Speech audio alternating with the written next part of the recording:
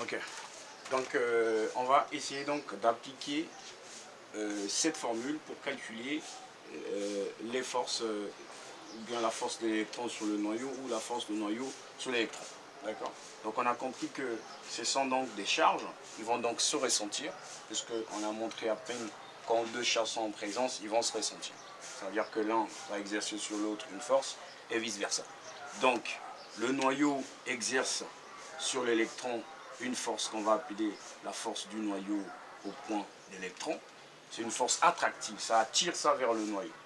Et l'électron aussi va exercer sur le noyau une force qu'on va appeler la force de l'électron au point du noyau.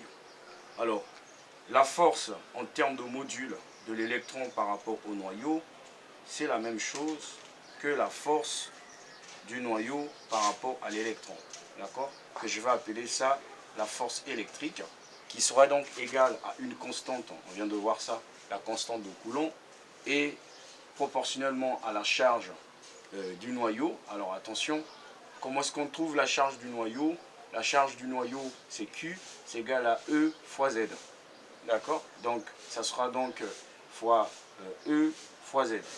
D'accord? En valeur absolue, fois quoi? Fois la charge de l'électron. Puis attention, l'électron est chargé moins E. Donc, en valeur absolue, on a moins E et inversement proportionnel à la distance qui sépare. Alors, quelle est la distance qui sépare le noyau par rapport à l'électron? Alors, nous sommes dans un cercle, puisque déjà on avait dit que la trajectoire, c'est un cercle. Donc, nous sommes dans un cercle et le noyau, c'est le centre. Donc, la distance entre le centre et un point du cercle, c'est ce qu'on appelle par le rayon. Voilà. Et ça sera au carré, puisque la formule nous dit que c'est inversement proportionnel à la distance au carré. D'accord? Donc, F électrique sera donc égal à K, ok, fois E au carré, fois Z, sur quoi?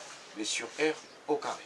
Voilà la force électrique qui justifie donc pourquoi est-ce que l'électron ne se casse-t-il pas sur le noyau ou bien il ne quitte pas son orbite, mais parce qu'il existe donc cette force-là, okay, de même intensité que l'électron exerce sur le noyau et que le noyau exerce sur l'électron. Voilà, merci. Voilà la première relation.